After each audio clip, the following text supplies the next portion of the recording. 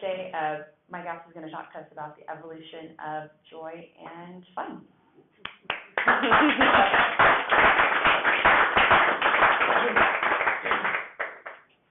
So good to see you guys and to be here again. I love Austin Oasis. No, I'm just getting warmed up, Ron. So say it like you mean it. It's gonna be a tough crowd. And like Jordan said, come down if you're ever in Houston area, come see us. Houston Oasis folks. I know we've had Houston Oasis folks come up here, and we love the back and forth and the connections. In fact, when we just recently opened up, part of our crew opened up Galveston Bay Oasis. We had so many people on the far south side of the area that couldn't come in every week. So we have a new Oasis community in the Clear Lake area, if you're familiar, on the southeast side of Houston, and drawing people from Clear Lake and Friendswood and League City and Dickinson and places like that.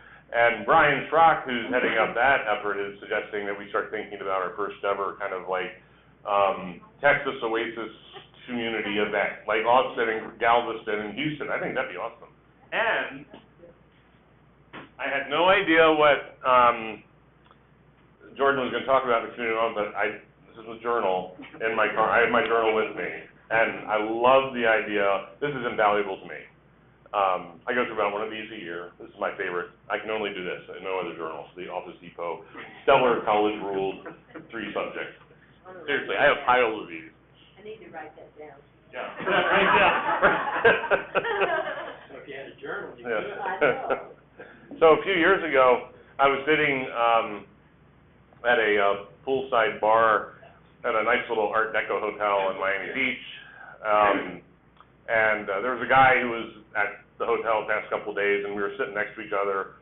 Super tall, blonde-haired, looked prototypically Dutch, and sure enough, he was from the Netherlands, and we struck up a conversation, and I was chatting, and I asked him, is this the first time you've been to Miami, your first trip to Miami? He said, oh no, this is like the second time this year, and I usually come once or twice a year. I'm like, oh, we're chatting more. I said, well, what do you do? I work in a hospital. So I'm thinking, surgeon, radiologist, someone who has the, salary to be able to come and do a trip to the States every year, and what do you do at the hospital? I said. He says, I'm an orderly. I'm like, okay, you're not a surgeon, you're not a nurse, you're an orderly.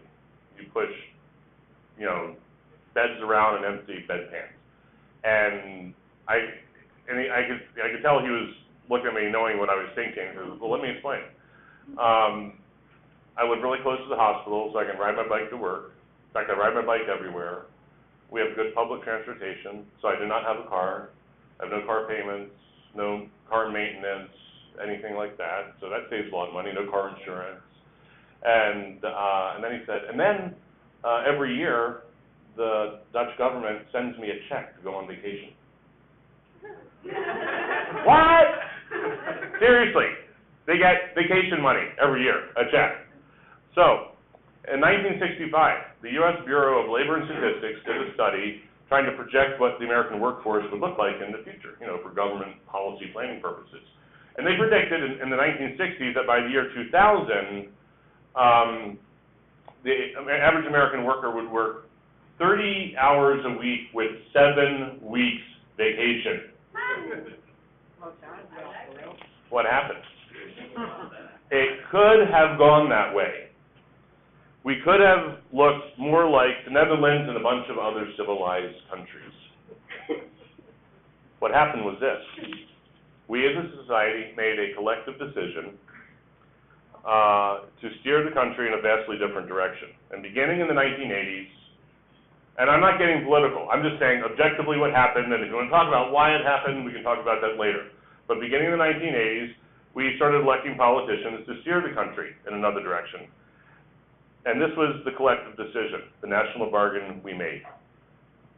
Rather than use increases in productivity to ease the burden of life for the masses and give people more time for recreation, we decided that wealth generated by increases in productivity should accrue to, get this, the wealthy. Great idea. And wars. Okay. We drastically altered the tax code, We gutted the social safety net, and we made everybody else work harder so that the rich can get richer. And it continues today. That is objectively what's happening. And as a result, and that has happened over the past 40 years gradually. And as a result of that, Americans get less time off of work than basically any other industrialized nation. With the exception of Japan, the Japanese do take fewer vacation days than we do, but they tend to retire in Japan around the age of 55. And when they retire, they have a lot of money in the bank because of their high savings rate. So, we are living in interesting times, despite all the crap that's happening in the news. These are exciting times to be alive, because this is a unique point in our history where fields like cognitive neuroscience and behavioral genetics and paleoanthropology are giving us, or providing really compelling explanations for where we came from as a species, how we got here. And there is a consensus developing. We have created and are living in a world that we did not evolve to live in, and that we are not equipped to live in at many, many levels. Long story short, we are primates. I always like it when I run into an anti-evolutionist and they say, what do you mean we descended from apes? And it's like, no, we are apes. We are primates. It's worse than that. We are apes. We are primates. Closely related to chimpanzees and bonobos. Look it up. They do great stuff that we should be doing too. But anyway, for hundreds of thousands of years, human being, Homo sapiens, evolved in the ancestral environment in nomadic hunter-gatherer tribal units of about 100 to 150 people for the vast history of our existence as a species. And it was only about 10,000 years ago that humans started to settle down into agrarian, agricultural communities that formed towns and then later formed cities. Only 10,000 years ago, and that transition happened over thousands of years. So the transition from nomadic hunter-gatherer for hundreds of thousands of years to agriculture didn't happen overnight. But anyway, when we settled down into larger communities, that is when the shit hit the fan, literally. Robert Sapolsky, I gotta tell you this book, he's a neuroscientist and a primatologist, among the top in both fields in the world. He's a MacArthur Genius Grant recipient, all that. This is his newest book, Behave. Highly recommend this book, not a quick read. Subtitled Biology of Humans at Our Best and Our Worst. And he basically goes back and he's using genetics and evolutionary biology and even and basic neuroscience to explain why we do what we do. Fascinating book. Anyway, Sapolsky says in that book, this is a quote from him, I think the invention of agriculture was one of the all-time great human blunders, up there with the New Coke debacle and the Edsel. Agriculture makes people dependent on a few domesticated crops and animals instead of hundreds of wild food sources. You got to think, if you live out in the nomadic hunter-gatherer lifestyle, and you have hundreds of wild food sources at your disposal all the time, and there's a problem with one, you have access to another. But you settle down and you're dependent upon wheat and pigs, or corn and pigs, and something happens to your one crop, you're in trouble. So it was this dependency on a few domesticated crops created vulnerabilities to droughts and blights and zoonotic diseases. Agriculture makes for sedentary living, leading humans to do something no primate with a concern for hygiene and public health would ever do, namely living in close proximity to their feces. And it gets worse. If you want to learn more about that, read a book called At Home by Bill Bryson and learn about how the sewage situation in London in the mid-1800s. Makes you glad to be alive now. But anyway, for 95 to 99% of the existence of our species, evolutionary forces were shaping us to live in an environment nothing like what we are living in right now. I think this is one of the most important facts about human existence, that we are just getting our heads around this idea, And it impacts everything, because you start thinking about the implications, it impacts everything. And I think it's at the root of a lot of our angst and anxiety and just disconnect that we feel as people in the world today. E.O. Wilson, and if you don't know who he is, I'll tell you later, says, we have created, I love this quote, this is from his book, The Social Conquest of the Earth. We have created a Star Wars civilization with Stone Age emotions, medieval institutions, and godlike technology. We thrash about. We are terribly confused by the mere fact of our existence. I think it's brilliant.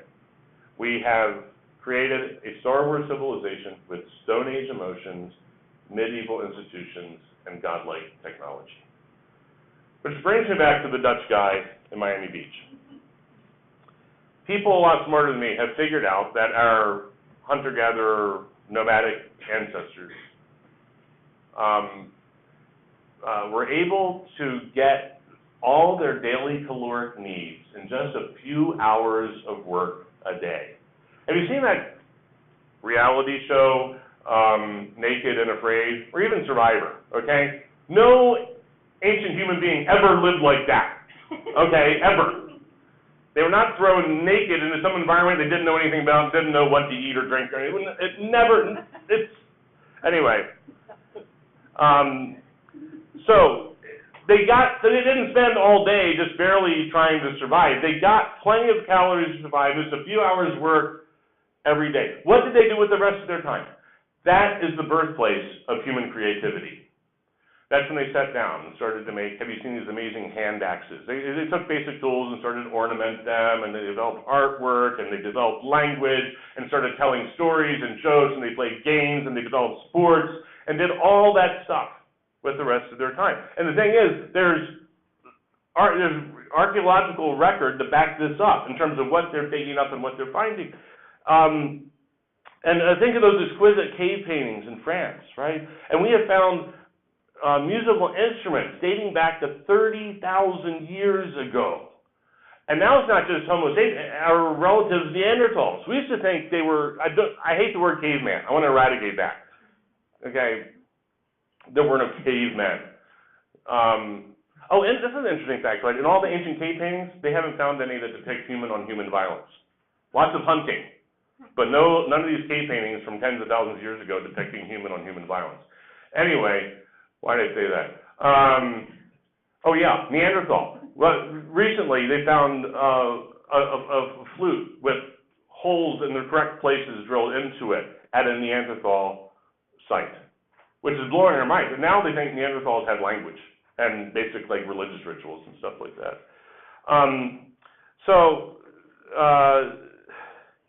And in fact, our nomadic ancestors, if they survived childhood, lived just about as long as we live today. Okay, so you can't say the life expectancy was the same because they're taking, a lot of people died in childhood and childbirth, but the skeletons that they're finding are people that live just about as long as we do today. We did not evolve to live with chronic stress. We evolved to live with moderate stress. Again, go back to the ancestral alignment. Think about, we evolved to flee from the lion. Lion chases you, burst of adrenaline, you escape the lion, stress levels go back to normal, right? We did not evolve to live like we were running from the lion every day.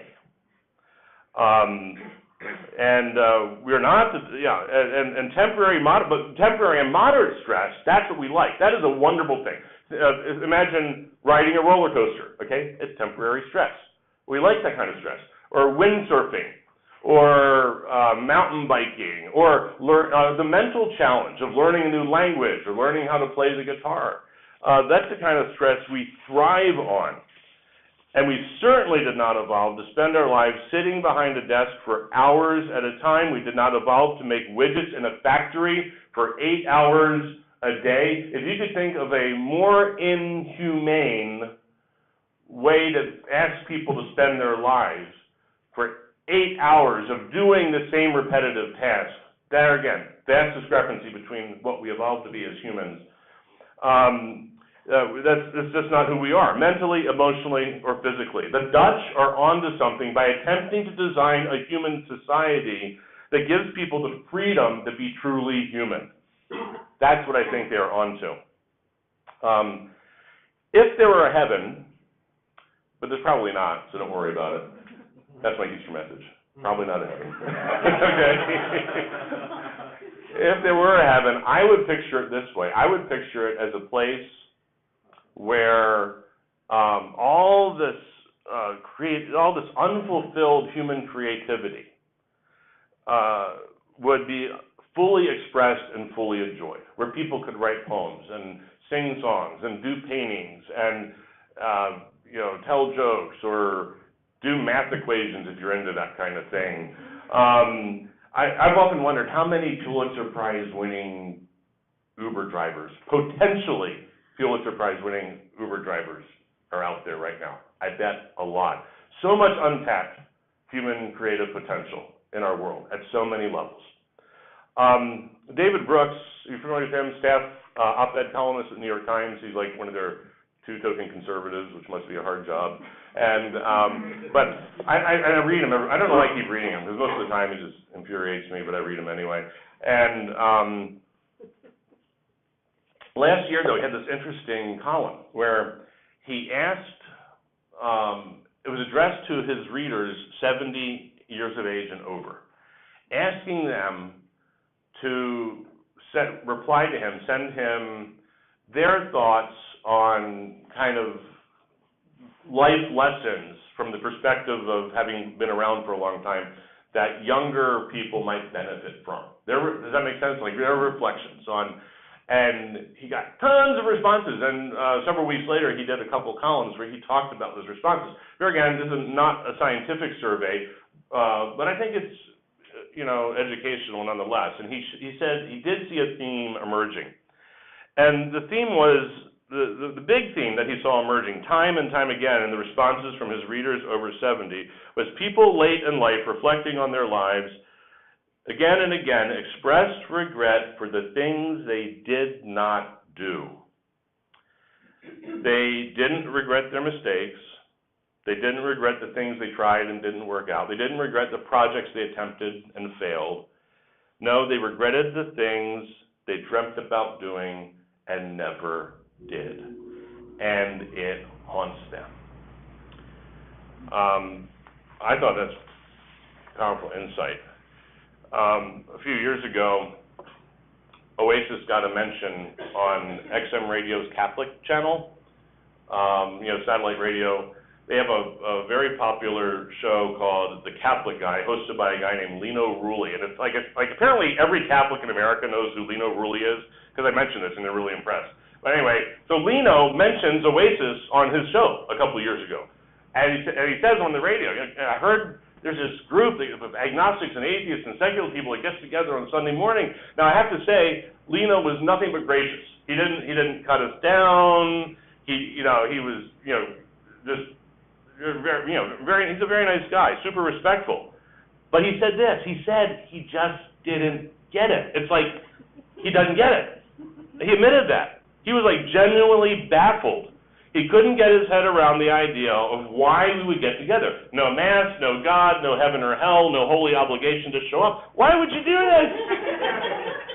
And I actually encounter this all the time in talking to people, explaining what we're trying to do. And I used to say, try to talk about the importance of mutual support, the value of human community. We're a tribal species. This is a way to kind of fulfill those tribal inclinations. It's a secular alternative to faith-based community, which doesn't exactly roll up your tongue. And you know what I say now? Because it's fun. That's it. Because it's fun. No other reason needed. And yeah, it's not always fun, because this is hard work. And we're finding this out from communities that are coming up all over the country now, and this has only been around a little over 5 years. A little over 5 years ago, this was a lunchtime conversation among friends. And this is, I think, in many respects, spreading kind of quickly. We never thought this would happen. It was not on our radar. So it means we're meeting some kind of need, and people are resonating with it. And we are finding out that it's hard work. And you guys know it's hard work. There's a lot of hard work. And and because you're dealing with humans, and humans are messy, and all of us are living in a world we did not evolve to live in. So we're all messed up because of that, trying to make sense of this together. And when you think about it, it's kind of a miracle that anything gets done. Seriously. And so it's a work, but I think despite all the challenges and the hard work involved, the joy that we experience together outweighs everything else. And I am so glad we are building this movement together. I have met some of the best people I have ever met on my life journey in the Oasis movement, and that includes many people in this room right now. And every week, more and more people are coming to the table across the country. And we keep meeting fantastic people. Because that's fun is reason enough to do what we are doing. Recently, I was sitting on my front porch, and two little kids in the neighborhood were skipping down the sidewalk, holding hands and skipping. And it was just like so beautiful. And they were chatting happily with each other. And as I was watching them skip, it dawned on me, I remembered vaguely in the haze of the past, a long time ago, when I was a child, back when it was the Mad Men era and the Beatles were still together. And I used to skip. I remember skipping. You used to skip. Once upon a time, we all skipped. And then somewhere along the line, we stopped skipping. Why do we stop skipping? Skipping is the epitome of joy. Then I started wondering, what would it be like to skip again? Good aerobic exercise, you know. I pictured going to my neighborhood running trail and just like skip. And then I realized it would look strange, and I'd probably be arrested. No skipping in Trump's America, you know. What if we saw two adults in my very same neighborhood holding hands, following the same path as the children, skipping and talking together? We laugh because we would find it absurd, but I think it's a sad commentary on the joy that we have lost. Because when you go out and exercise in the neighborhood, you have to look serious about it, right? You have to run with determination, burning calories, you know. There's no joy. Oasis is an experiment in human joy. Because it's fun is reason enough for us to be together. Because the grind of daily life will rob us of joy at every turn. So let's enjoy every moment we have together. You guys are up to great stuff. I love this project that you're going to do with the chili and the cornbread. And, you know, let's do what we evolved to do as a species, enjoy each other's company, tell good stories, tell good jokes, support each other, cry together, sing karaoke together, skip together, and be truly human together. In February, we had our second Oasis cruise, because the first one was so much fun, we had to do it again. 100 Oasians on the ship. And all 5 days on the ship, everywhere you went. And pretty much everybody wore Oasis gear all day long, and it was great.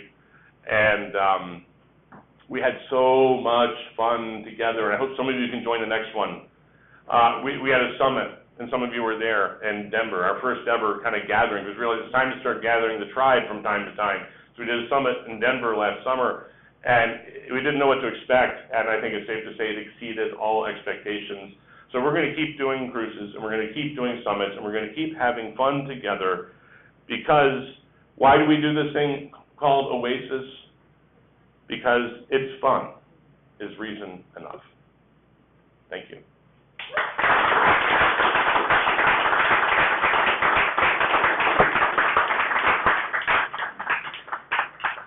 Do we have time for some questions, comments, Jan?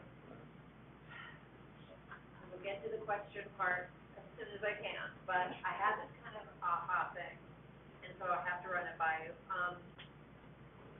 When I talk about my issue of religion child maltreatment and or give a talk, people will say that they think that teaching religion to children is child abuse. And I've always questioned that because I know what defines child abuse. And I would usually say something like, so that would be saying then that even Native American or tribal species where they would just say, explain why it's raining, the rain god or whatever, that they all abused their children just because what they were telling them was not scientifically true. And it's the aha thing was that when you're talking about a culture that is behaving in a way that's not the way they were designed to behave, that could really factor into how they teach religious practices. Oh, absolutely. I think it's the nature of the religious practice is very culturally contextual. In fact, the nature of religion itself changed with this transition so there's a huge difference between, let's say, modern day Roman Catholic or evangelical dogma versus the kind of tribal myths used to explain the sun and the moon and stuff like that a long, long, long time ago.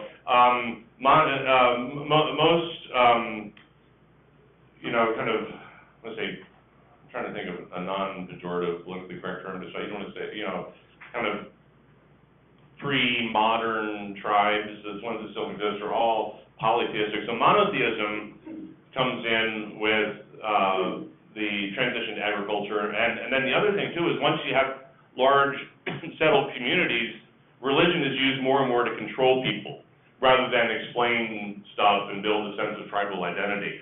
So the control factor of religion crept in as a means of controlling people's behavior, and large settled cities of first hundreds and then thousands as a way to keep folks in line. So that's a transition too. Just a quick question on that comment. I agree that for a lot of its history, religion has controlled people. I would just want to give credence to a lot of the ways religion has freed people. Sure. And the themes along that, with kind of a lot of the early Christians were fleeing kind of a really oppressive Hebrew law and the Roman sword.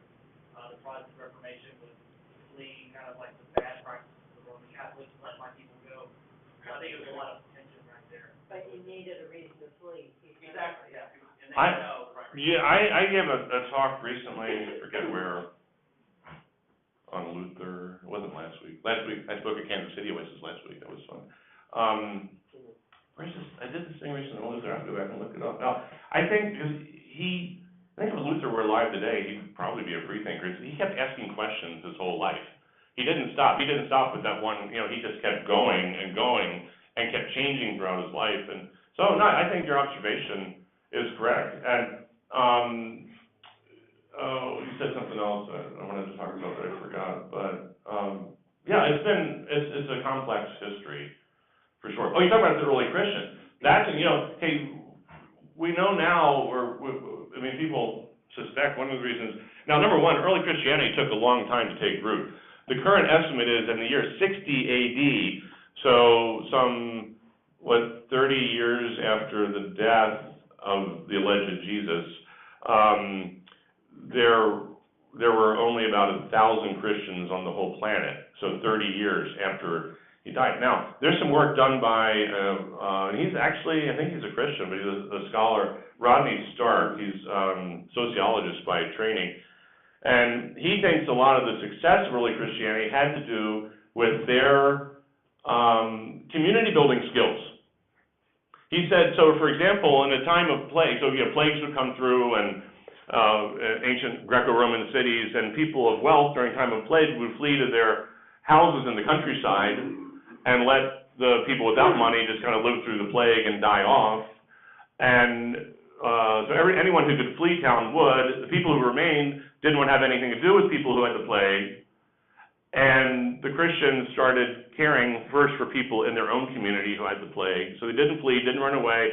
And he said just basic, this is pre-modern medicine, okay? He said even basic nursing practices, like giving food and water and bathing someone and caring for them in a time of illness, would have had a demonstrable impact on the mortality rate.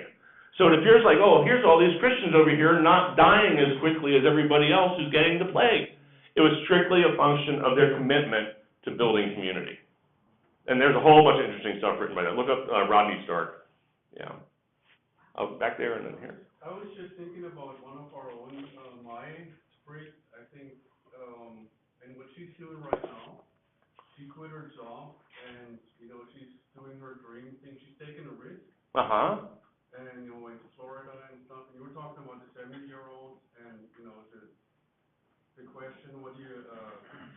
advice, they're regretting the things that they didn't do. Mhm. And it's kind of cool, to think that she's doing exactly, Very cool. that, taking the risk and, Yeah. Good for her. the dream, even though, Yeah. she had to quit her job. Mhm. So, That's very good. Yeah. I'm writing this story about contentment epidemic that starts spreading out of Austin. Uh-huh. How a zombie, but it's a contentment epidemic, and so people are like, hey, I don't gonna do things that I don't gonna do, and I'm running into how do we keep society as we have it, like food, building, electricity. How do we keep that running when people only do things that are fun Mhm. for them? And I'm still struggling with writing this because I don't have an answer. If you had any thoughts, like how do we do things that are only fun and don't do things that are required? I don't know if this is exactly where you're going with this, but what came to my mind is that obviously, like, we can't, the tragedy is we can't go back to the ancestral environment. There's no way. We have 7 billion people on this planet. The planet would die. If we all tried to go out and be, that's why the whole survivalist thing is like, that's weird. If everybody did that, there'd be nothing left. I mean, and I think this is something we can all think about together as a movement, as a community, is start taking this seriously, and what steps we take to create a world that kind of fulfill the essence of who we are as humans. I think it involves all kinds of things. I think that gets into a talk I gave on the assumptions that we buy into all the time, even as free thinkers. And if you're open to it, I'd love to come back and give my talk someday. They liked it back in Houston on. Because I think it's a question we have to ask, is all the things. It was not just, a lot of us are here because we came to question religion and not find it wanting, but even though we may be secular or free thinker or whatever, just by virtue of where we live, we buy into a lot of assumptions about life that aren't necessarily helpful. So I think this is an ongoing question we have to ask, is how do we create the kind of world that is conducive to who we are. Here again, most of human existence lived in this environment. This much lived in an agrarian environment. We think, I refuse to use the word ancient history for anything that happened in ancient Greece or Rome anymore, because it's not ancient. Anything before 10,000 years ago is not ancient. Yeah. Just one thing I get, comparing my experience at Houston Oasis to Austin Oasis, we're a lot more serious here. And we don't emphasize fun as much. I'm just saying, I'm making that comparison. That's something you can work on. I like dive bar nights, I like the potluck dinners we used to go to, and I wish we'd do more of just the fun stuff here. It's really important. I'll give you one thing. So we're trying to do this at the network level, of course, with ongoing fun events at the network level. But locally, that's something you can, pay attention to that value of fun. And not in a frivolous way, but just like we want, despite the hard work, this has to be a life-giving thing. You have to get some, does that make sense? It's got to be worth it. One of the things we do, and this is not saying you have to do this, but our board meetings look, I'm not saying we have the best board meetings or anything like that, but what works for us is we generally get through the business portion of our board meetings in a half an hour. We convene, we go through the business items, we adjourn, but we don't leave. And then we sit around in what we call generative conversation. And we drink too much. But we've had great conversations. And we sit around at on a patio bar somewhere, and we talk about our dreams for our community, for the movement, what's going well, what maybe isn't going well, what can we do differently. A free-flowing generative conversation. We get the business out of the way so we can, and what part of it happens there is we have to work on enjoying being together. You guys have a great vibe. This is a great vibe in this room. So build on that great vibe, but nurture it, We have to wrap it up? Okay. Thanks, everybody.